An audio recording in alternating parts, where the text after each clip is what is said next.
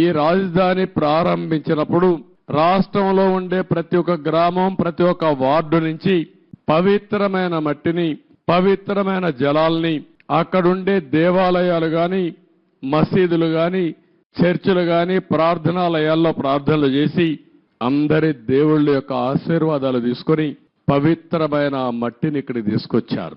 దేశంలో ఉండే అన్ని దేవాలయాలు, ప్రపంచంలో ఉండే అన్ని ప్రార్థనాలయాలు, అన్ని దిక్కల్లా ప్రార్థనలు చేశాం.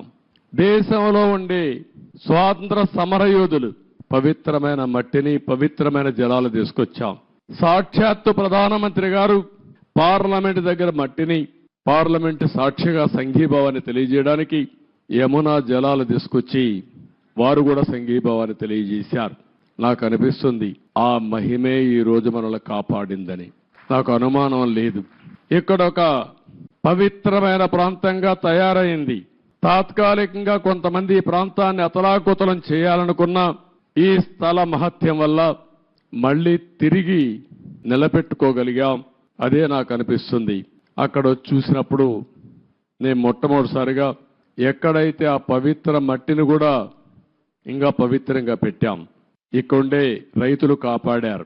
ఇంకో పక్కన అక్కడ నమూనా కూడా నేను చూశాను. ఇక్కడుండే అల్లరి మూక ఆ నమూనాను కూడా దెబ్బతీసే పరిస్థితికి వచ్చారు. అక్కడనే యజ్ఞశాలకు వెళ్ళాను.